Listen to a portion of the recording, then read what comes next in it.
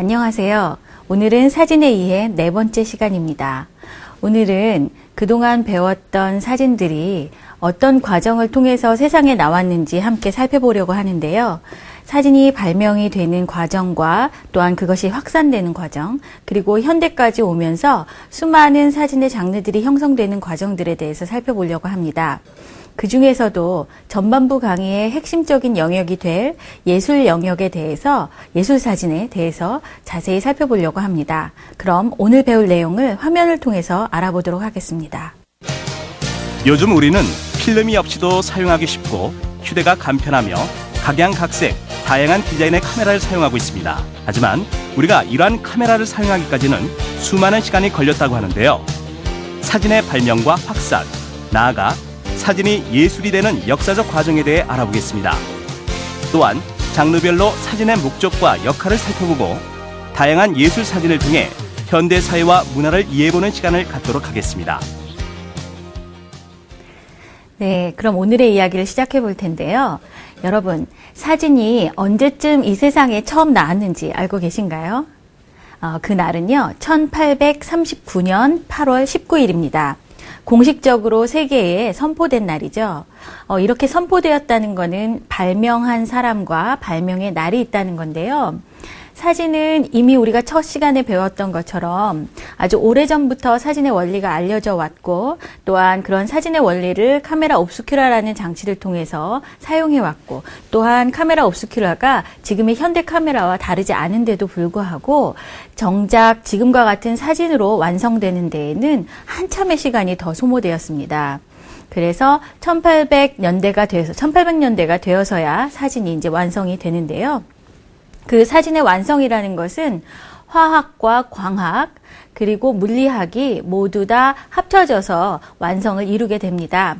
특히 발명에서 가장 중요한 것은 사진의 상을 정착시키는 그런 기술이 만들어지는 것이었는데요. 그것이 이제 1839년이 되는 거죠. 그러나 우리가 세계에서 사진을 발명한 사람들이 누구냐라고 이야기할 때는요, 그 전에 있었던 1820년대에 활동했던 니세포르 니엡스라는 사람부터 시작을 합니다. 발명가라고 할 수 있는 니세포르 니엡스는요, 그 형과 함께 여러 가지 발명을 합니다. 아시다시피 18세기, 19세기는 발명의 시대라 할 만큼 많은 사람들이 발명을 했는데요. 그것은 발명을 해서 새로운 기계나 새로운 문화를 만들어낼 때 그것이 곧 부에 연결되어 있기 때문에 더욱 그랬던 것 같습니다.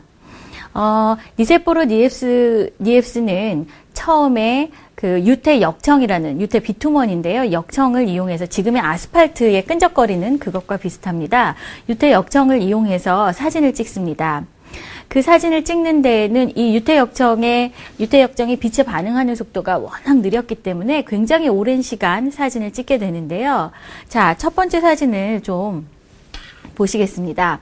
자, 이것이 바로 현존하는 가장 오래된 사진입니다.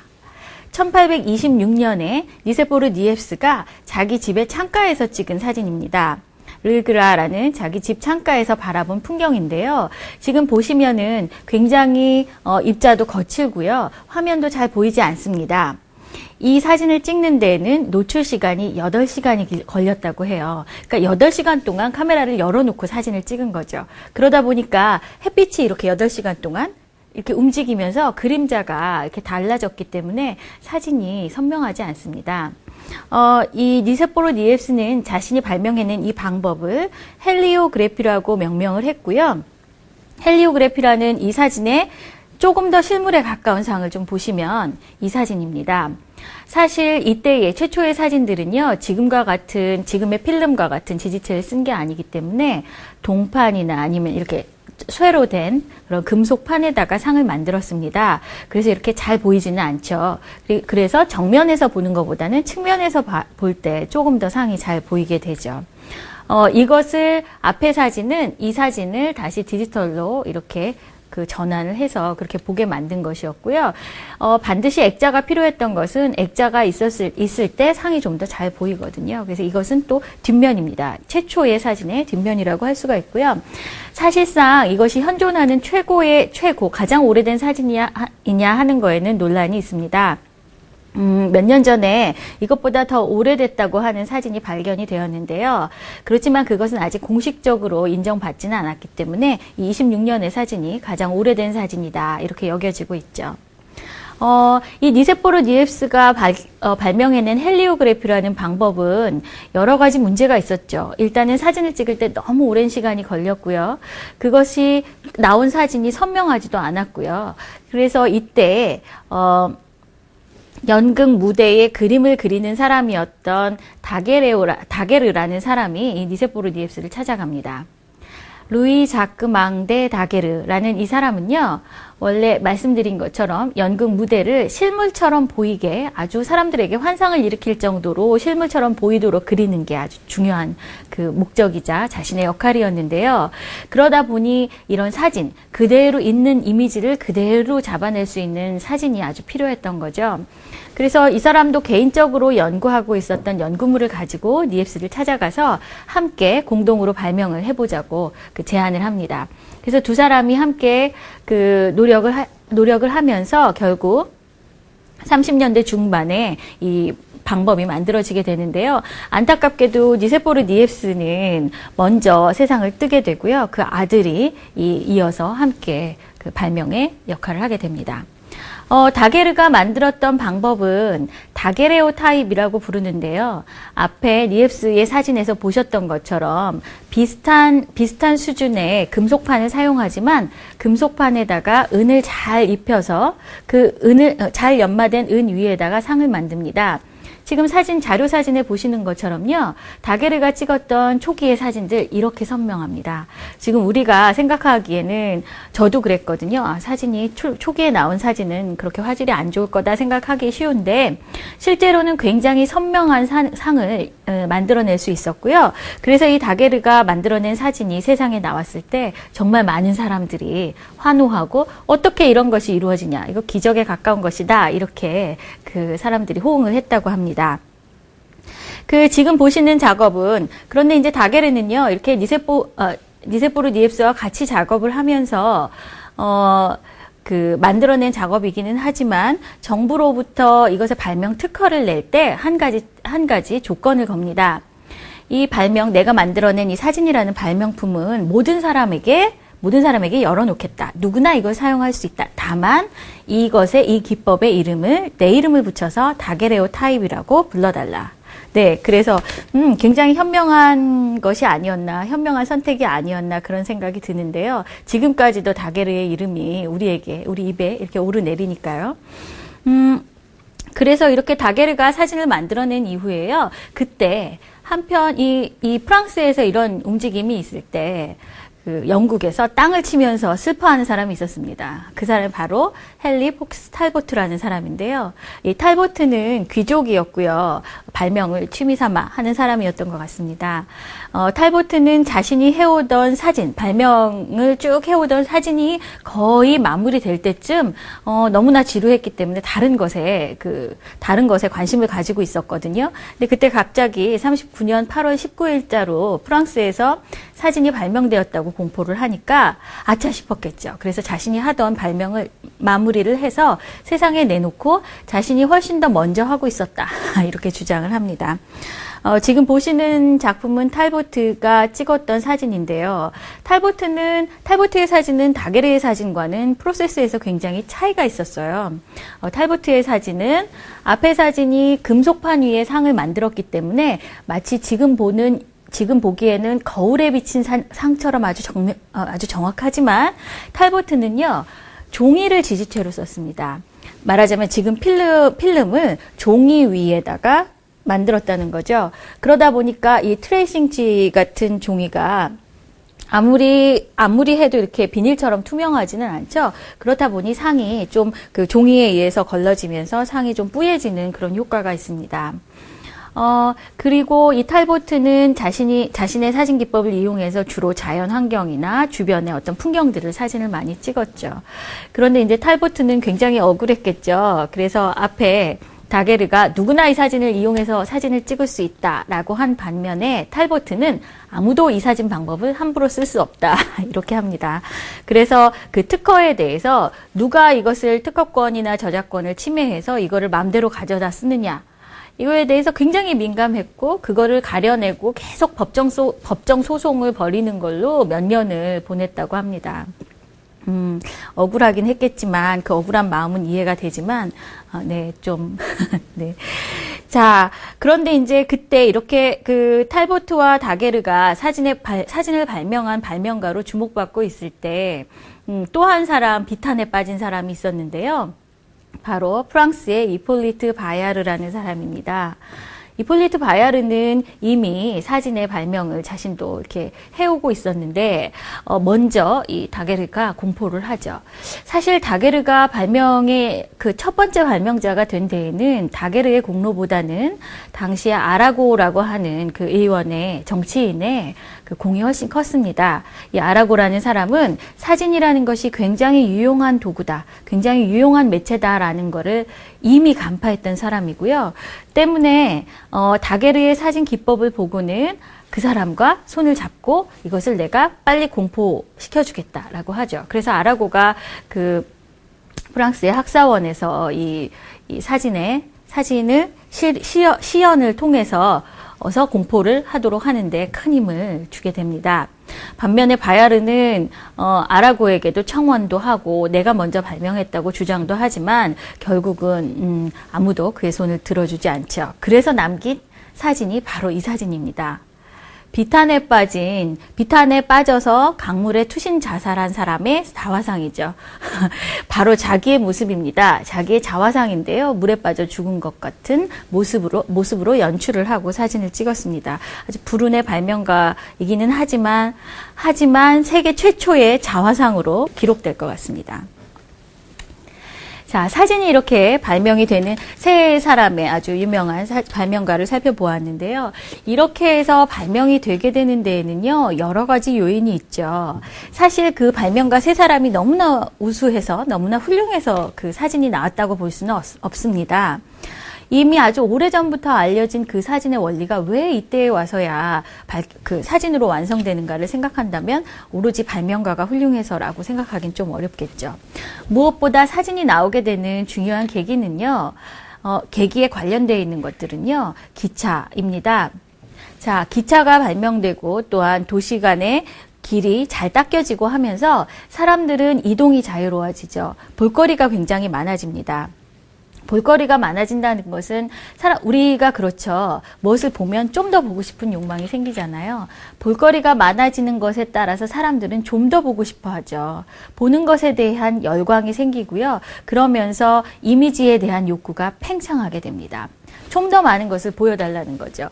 이것이 어느 정도였냐 하면은 18세기, 19세기에 이어서 그 프랑스에서 박물관들이나 미술관들이, 각종 박물관들이 만들어지는데, 그때에 수많은 사람들이 박물관에 가서 볼거리를 보고 또 더 새로운 볼거리를 요구하고, 그래서 심지어 프랑스에서는요, 시체 공시소까지도 박물관으로 개방하는 일이 일어납니다. 사람들이 보고 싶어 하는 욕망이 그 시체를 보고 싶어 했을까요? 여러분이라면 어떠셨을 것 같아요? 가셨을까요? 정말 많은 사람이 갔습니다. 그래서 어느 날인가는 휴일에 너무나 많은 사람들이 어떤 아이의 시체를 보러 갔기 때문에 거기서 압사 사고도 일어나고 그러면서 이제 시체 공시소를 문을 닫는 그런 황당한 에피소드도 생깁니다. 이렇게 사람들이 보고 싶어하는 욕망이 커지면서 보다 더 빠르게, 보다 더 정확하게 그렇게 만들어진 이미지를 요구하게 된다는 거죠. 이러한 이미지에 대해서 기존의 회화나 일러스트는 그거에 부응해서 따라갈 수가 없었죠. 일단은 이미지를 만드는 시간이 워낙 오래 걸리고 또한 이미지의 가격이 비쌌기 때문에 그런 많은 대중의 욕망을 채우기에는 한계가 있었다는 것입니다. 또 우리가 첫 시간에 이야기했던 것처럼 사람들이 인간적인 시각을 발견하면서 좀 더 확실한 이미지를 요구하게 되죠. 그래서 확실한 이미지, 기계가 만들어낸 확실한 이미지라는 점 때문에 사진의 발명이 더 가속화됩니다. 그리고 이제 앞에서 말씀드린 것처럼 이미지 생산 방식이 기존의 방식이 아니라 좀 더 대량으로 생산하고 신속하게 그리고 기계적으로 생산되는 그런 이미지에 대한 요구가 커지면서 이런 발명이 완성되게 된다고 할 수 있습니다. 즉 19세기는 그만큼 볼거리에 대한 욕망과 필요가 컸던 시기라고 할 수 있습니다. 이러한 사진의 발명이 갖는 의미는요, 사진이 세상에 나오면서 우선 보는 방식을 바꾸었습니다. 기존의 보는 방식이 차근차근 하나씩 이렇게 보는 것이었다면, 천천히 보는 것이었다면, 이제 사진은요, 아주 빠른 속도로 많은 양을 보게 합니다. 또한 파편적이고 단편적인 이미지를 보게 하죠. 그리고 사진이 만들어지면서 이미지 생산 방식이 변화하니까 이미지라는 것이 굉장히 싸지죠. 그래서 많은 사람들이 그 이미지를 갖거나 보게 됩니다. 즉 이미지가 대중화되고 민주화되었다는 것이죠. 무슨 말인가요? 이미지를 아무나 가질 수 없었던 거지만 이제는 모두가 누구나 가질 수 있게 되었다는 것입니다. 그 첨단에 서 있는 것이 초상사진인데요. 초상사진의 경우에는 정말 줄을 서서 사람들이 사진을 찍을 정도였다고 하니까 이 사진이 발명된 것의 의미가 얼마나 큰가 가늠해 볼 수 있을 것 같습니다. 자, 그렇다면 이렇게 사진이 1839년에 발명이 되잖아요. 그 이후에 사진의 행로가 어떻게 되었을까요? 사진이 세상에 나온 다음에 정말 많은 사람들이 그것에 대해서 열광하죠. 이미 39년에 나와서 39년 당시에 서구를 중심으로 한 그 서양 사회에는 모두 사진이 전파가 됩니다. 또한 동양권에도 아시아권에도 사진이 전파가 되는데요. 가장 먼저 사진이 들어왔다고 하는 중국에는 1941년에 또 일본에는 1943년에 사진이 들어오게 됩니다. 그럼 우리나라는 언제쯤 들어왔을까요? 아시겠지만 우리나라에는요, 쇄국 정치라는 것이 있었죠. 그래서 실제로는 1860년대에 들어서 사진이 처음 소개가 됩니다. 중국의 통역관으로 갔던 사신들이 들어오면서 사진을 찍어가지고 오죠. 그래서 이렇게 신기한 것이 있구나. 이런 것이 소개가 됩니다. 그러나 그것이 쇄국 정치의 영향에 의해서 사진이라는 게 직접 들어오지는 못하고요. 사진이 직접 들어오게 되는 거는 1880년대입니다. 그래서 우리가 공식적으로 한국에 사진이 도입되었다고 보는 것은요. 1884년 3월 16일입니다. 이 날짜까지 있는 것은요. 이날이 바로 우리의 고종 황제가 사진을 찍히신 날인데요. 지운영이라고 하는 한국 사람이 조선 사람이겠네요. 조선 사람이 고종 황제라고 하는 상징적인 조선의 대표자를 사진으로 찍었다는 겁니다. 그래서 주체와 또 찍혀지는 대상이 모두 조선 사람이었다는 점으로 인해서 그날을 우리가 사진 도입의 날로 정하고 있습니다. 그래서 그날이면 고종 황제가 사진을 찍었던 장소에 가서 사진을 찍는 그런 사람들도 있죠. 자, 이렇게 사진은 아주 급속히 전 세계로 확산이 되었고요. 그뿐만이 아니라 전 세계 지리적인 것뿐만이 아니라 사회의 구석구석으로 확산이 됩니다. 대부분의 사진이 모든 분야에 19세기 중반이 되면 대부분의 분야로 사진이 들어가게 됩니다. 그때의 가장 대중적인 관심을 많이 받았던 부분은 아까 말씀드린 대로 초상 분야죠. 초상 사진관, 초상 스튜디오들이 전 세계적으로 생겼고요. 아주 대규모 2층짜리 건물에 대규모 초상 스튜디오들이 생깁니다. 그리고 사진가들은 아주 부자가 됐죠. 그리고 초상 사진이 막 확산되고 그 이후에 또 더 이어지는 사진들은 탐사 사진이죠. 탐사 사진은 여러 국가가 서양의 여러 열강들이 자신들의 식민지라든가 아니면 아직 개척하지 못한 나라들 그런 장소들을 찾아서 탐사하는 데에 사진을 이용합니다. 여기에는 다른 식민지 조사도 들어있지만요, 자국 탐사도 들어있어요. 미국의 경우에는요, 늘 동부 중심으로 발달을 했기 때문에 이제 아직 잘 알려지지 못한 그런 서부 쪽을 향해서 탐사대가 떠나서 사진을 찍어 옵니다. 그리고 그 사진들은 지금까지 풍경사진의 기원으로 만들어지고 있습니다. 또한 이거 외에도 동작 사진도 있습니다.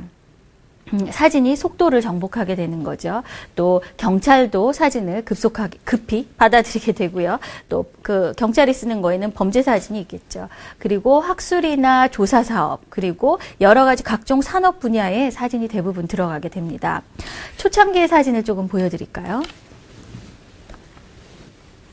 초상 사진이죠.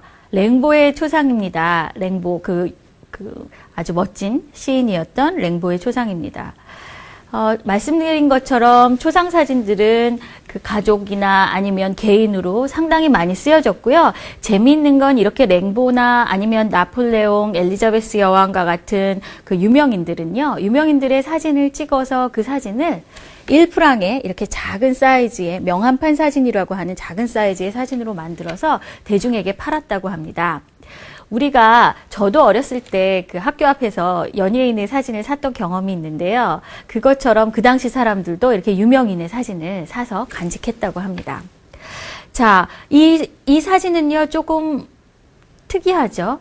죽은 자의 초상입니다. 그때에는 사진이 사람의 영혼을 잡을 수도 있다고 생각했기 때문에요. 이렇게 사람이 죽자마자 이렇게 초상 사진을 찍기도 했습니다. 자, 여기에 보시면 저 밑에서 사람이 사진을 찍고 있죠. 큰 사진기를 놓고 사진 찍는 장면을 보실 수 있는데요. 탐사대가 떠날 때 늘 이렇게 사진가와 함께 떠났죠. 지금 보시는 사진은 최초의 전쟁 사진입니다. 그 로저 펜튼이라는 영국 사진가가 찍은 크리미아 전쟁인데요. 근데 좀 이상하지 않으세요? 굉장히 조용한 그런 전쟁 사진이죠. 최초의 전쟁 사진은요, 영국 여왕이 전쟁이라는 거에 불안을 느낀 민심을 수습하기 위해서 로저 펜튼을 전쟁에 보내죠. 그리고 평화로운 전장의 모습을 찍어오라고 요구합니다. 정치적인 요구라고 할 수가 있죠. 그리고 그가 찍어왔던 이렇게 평화로운 전쟁 사진이 사람들을 안심시키는데 그런 도움이 됩니다. 물론 이 이후에 그것이 아니었다는 비판이 일어나고 아주 생생한 그 전쟁의 참혹함을 담은 그런 사진들이 또 찍혀지게 됩니다. 사진이 처음에 아까 우리가 최초의 사진은요, 8시간이 걸렸다고 했죠. 8시간을 사진을 찍는다면 움직이는 것들은 결코 찍을 수가 없습니다. 이렇게 사진이 아주 오랜 시간이 걸려야만 찍혀졌던 사진이요, 짧은 시간에 사진을 찍을 수 있게 되고, 그래서 움직이는 것들, 즉 동작을 정복하게 되는 거는 1860년대가 돼야 됩니다.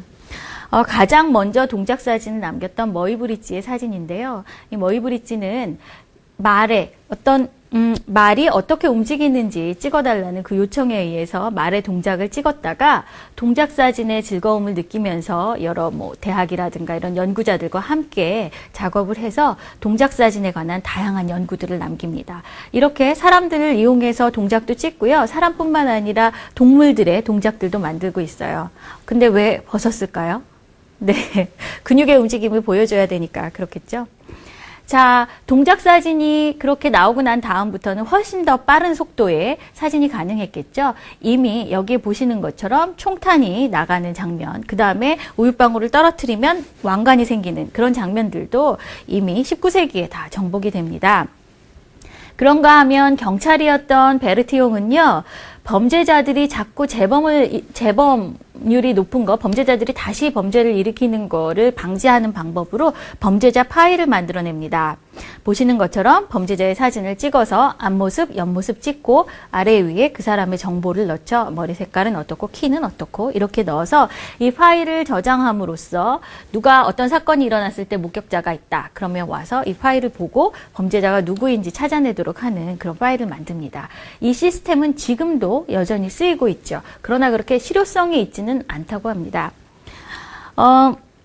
그 베르티옹이 경찰이었던 반면에 골튼이라는 사람은요, 범죄를 아예 초반부터 아예 못하게 하자는 생각을 했던 게 갈튼인데요.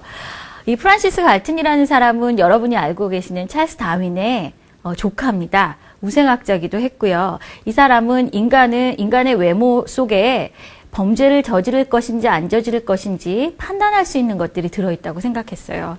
그래서 범죄자의 사진들을 쭉 모아서 한데 모아서 그것의 공통점을 한꺼번에 인화를 해서 그 범죄형이라는 이 인물형을 만들어냅니다. 여기에 사진 속에 있는 인물들은요, 예를 들면 그 절도범의 사진을 쭉 모아서 절도범의 전형을 만든다든가, 폭력범의 또 전형을 만든다든가, 이렇게 해서 범죄형을 만들죠. 그러나 여러분, 범죄형이라는 것이 정말 말이 되는지 안 되는지는 좀 생각해 봐야 될 것 같습니다. 만약에 그 주변을 다니시면서 지하철이나 이런 데서 끊임없이 이렇게 그 주민등록증을 내놔보라고 이런 요구를 당하신 분들은 범죄형이 얼마나 억울한 건지 좀 공감하실 수 있을 것 같습니다. 뿐만 아니라 인체 측정 사진이라는 그 조사 사업에 인체 식민지나 아니면은 어떤 지역의 원주민들을 조사하는 그런 사진들로 쓰였던 인체 측정 사진도 있고요. 또 이 외에도 여러 영역에서 사진이 확산이 되고 또한 그 적극적으로 쓰여져 왔습니다. 그 가운데서도 사진이 가장 많이 쓰였던 거는요, 그 가장 많이 쓰이고 독자적인 영역을 만들어 온 것은요, 광고나 저널, 예술, 이런 영역이 있을 것 같습니다. 먼저, 그 사진이 이제 가장 사람들에게 호응을 받는 거는 저널 영역일 것 같아요. 저널에서는 포토 저널리즘이라고 할 만큼 그 사진만으로 이루어진 저널이 가능할 만큼 저널 영역에서는 사진이 아주 크게 발달을 해왔습니다. 그리고 이 저널리즘은 아마도 이 수업 후반부에서 여러분이 자세히 보실 거라고 생각이 됩니다. 그래서 지금 보시는 것처럼 올 초에 있었던 IT 지진의 모습입니다. 이런 사진의 힘은 그저 사진이 어떤 것을 찍었다가 아니라 이 사진이 사람들의 마음을 움직이고 이 세계에 대해서 다시 보여주는 그런 역할을 하게 됩니다. 또한 예술사진가들의 경우에는요, 단지 그냥 어떤 사물을 찍는 것이 아니라 자신이 사물에 대해 가지고 있는 생각이라든가 느낌 또는 문제의식 이런 것들을 아주 다양한 형식으로 만들어냈습니다. 이렇게 박명주라는 작가는요, 아줌마 작가입니다. 네.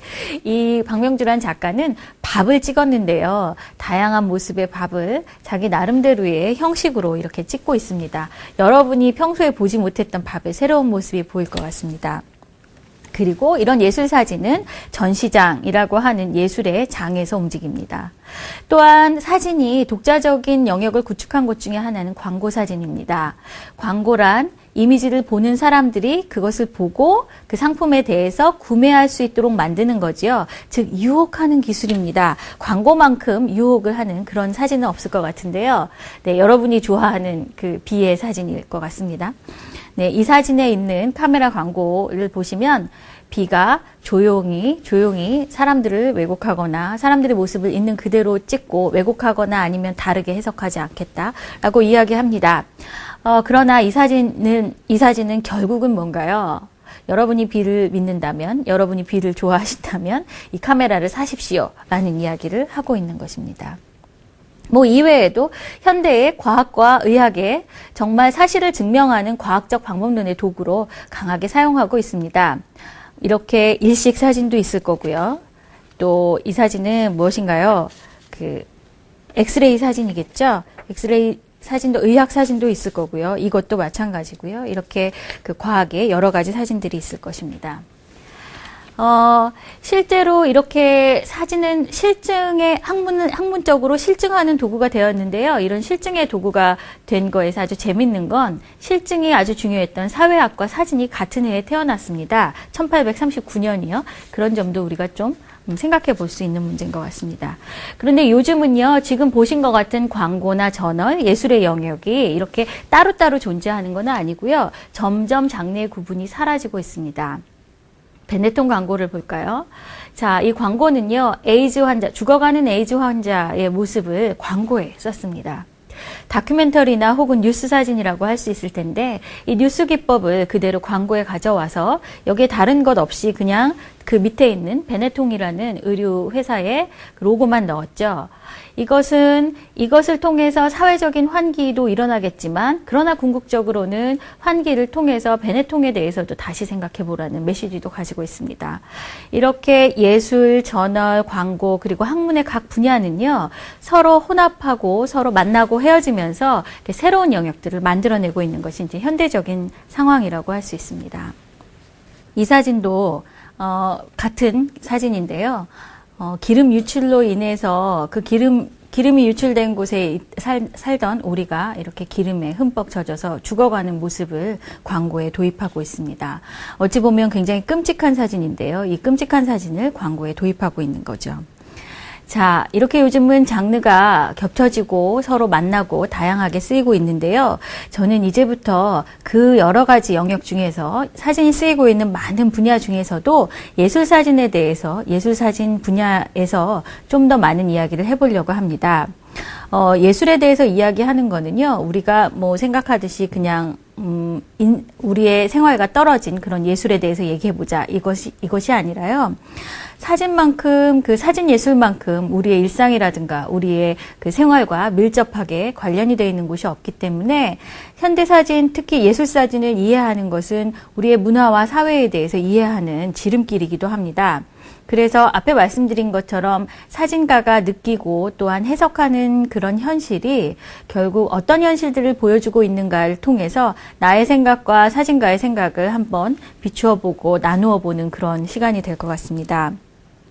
그것을 위해서 이제 초기에 사진이 어떻게 예술이 되고 그 20세기 전반기까지 어떻게 사진 예술들이 발전이 되어 왔는지 어떤 경로로 움직여 왔는지를 조금 간단히 좀 살펴보려고 합니다. 먼저 사진은 언제쯤부터 예술이 되었을까요? 사진이 처음부터 예술이었을까요?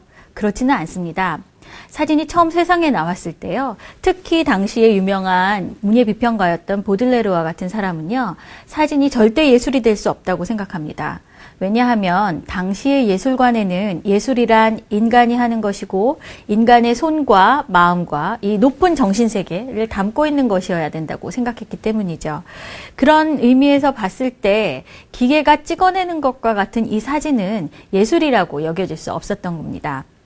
그런데 많은 사진가들은요, 사진을 물론 초상사진가라든가 아니면 어떤 의학사진가라든가 이런 사람들은 사진을 통해서 예술을 하고 싶지는 않았었겠지만 또 일군의 어떤 사람들은 사진을 예술로 승화시키고자 하는 사람들도 있었습니다. 특히 아마추어 사진가들이 그런 역할을 많이 했는데요. 그래서 많은 사진가들이 도대체 어떻게 해야 사진이 예술이 될 수 있을까? 사진이 예술로 인정받을 수 있을까? 굉장히 많이 고민을 했고 그 고민의 결과가 현대 예술사진입니다. 그 많은 사람들이 여러 가지 방법으로 예술이 되기 위해서 노력하는데 그 중에서 이제 예술이 처음 사진이 예술로서 인정받는 사진이 지금 보시는 것 같은 인생의 두 갈래 길이라는 사진입니다. 오스카 구스타프 레일랜더라는 사람이 찍은 인생의 두 갈래 길인데요. 이 사진을 가만히 보시면요. 앞쪽에 가운데 부분에 젊은이가 있고 그 젊은이 옆에 젊은이를 인도하는 현자가 있습니다. 그리고 양쪽에 서로 다른 상황이 있어서 한쪽에는 술을 마시고 음탕한 것을 즐기는 사람들이 있는가 하면 또 한쪽에서는 글을 읽고 성경을 읽고 또한 바른 길로 가려는 사람들이 있습니다. 자, 이제 이 사진의 의미를 금방 아실 것 같아요.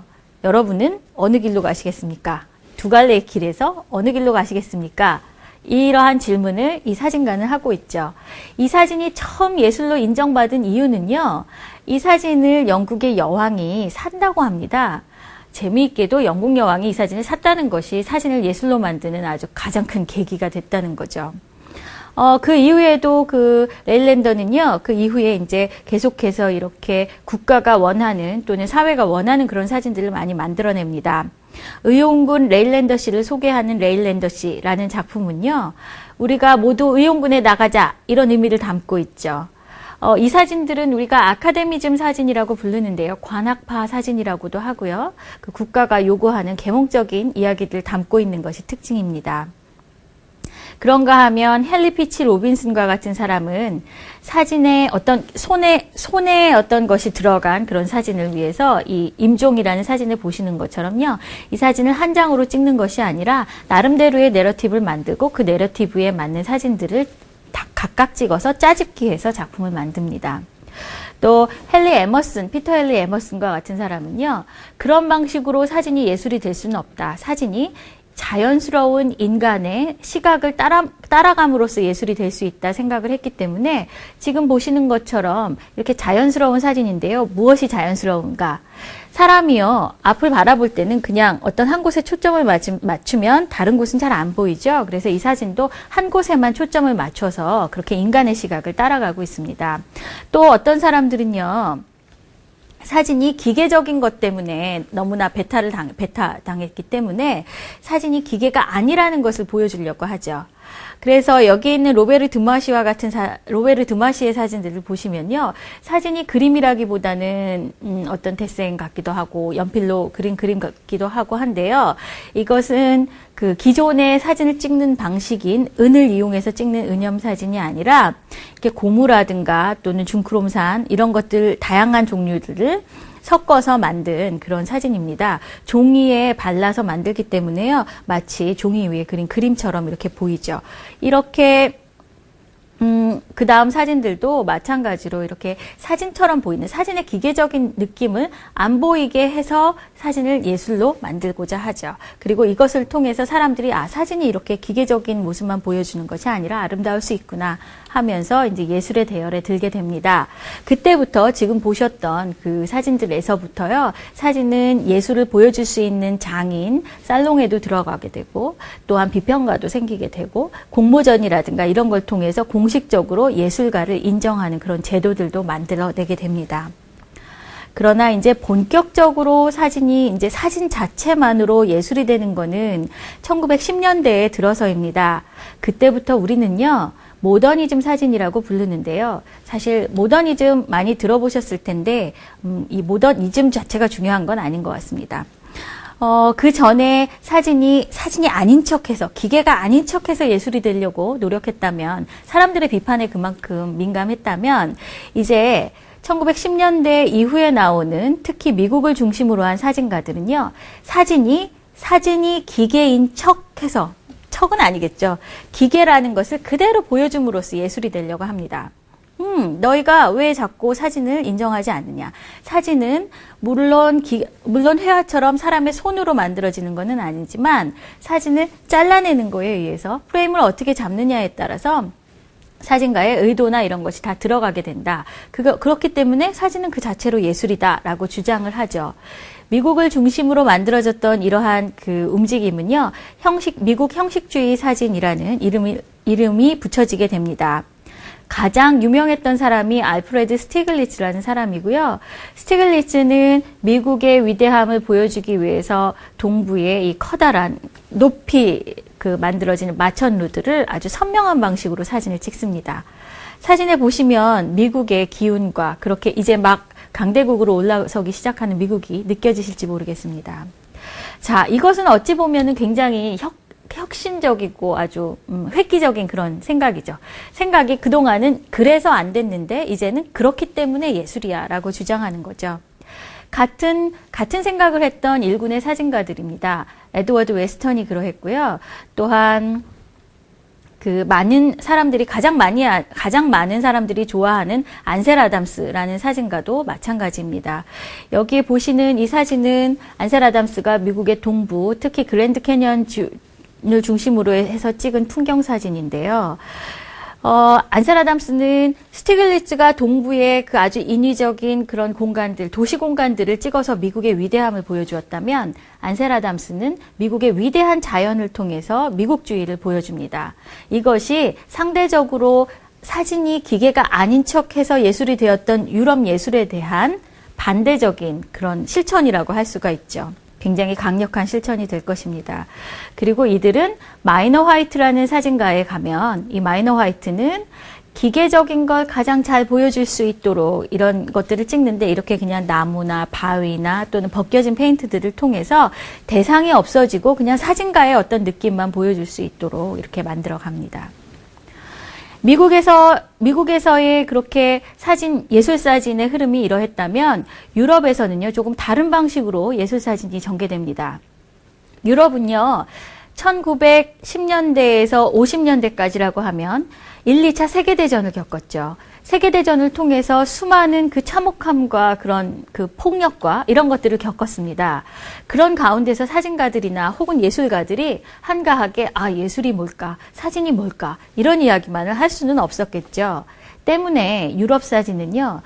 어떤 사진의 예술적인 특징을 찾아가기보다는 이 사회 속에서 사진이 어떻게 발현할 것인가, 이 사회를 어떻게 보여주고 새로운 세계를 꿈꿀 것인가를 생각하는 아방가르드성을 강하게 지니게 됩니다. 그래서 유럽 사진의 특징이 무엇이냐 하면 아방가르드 정신과 실험 정신이라고 할 수가 있는데요. 그래서 앞에 사진이 그냥 미국의 사진들이 아주 정돈된 한 장의 사진으로 만들어졌다면 뒤에 유럽의 사진들은요, 굉장히 이것이 사진일까 회화일까 아니면 조각일까 할 만큼 그 장르를 딱 정해놓기 어려운 경우도 많습니다. 그런 유럽 모더니즘 사진들 중에 이제 대표적인 것이 20년대에 나온 다다인데요.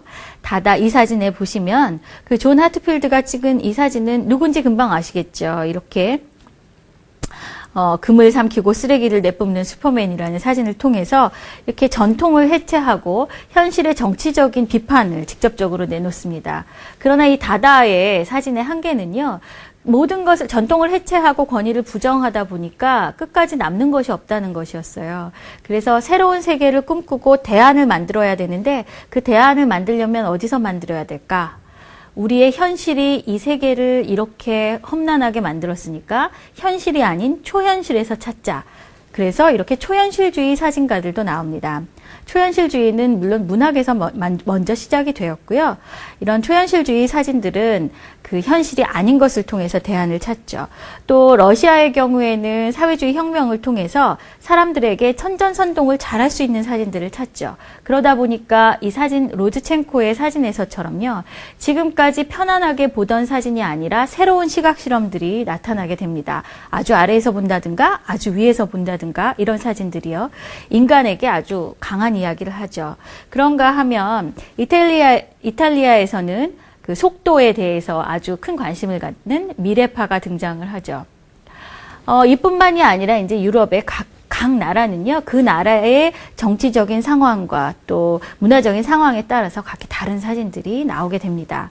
보신 것처럼 이렇게 예술 사진은요, 그냥 단지 어떤 것을 찍는 것, 사진가의 느낌만을 찍는 것이 아니라 그 사진이 사진가를 넘어서서 그 사회와 문화까지도 보여주고 있다는 것입니다.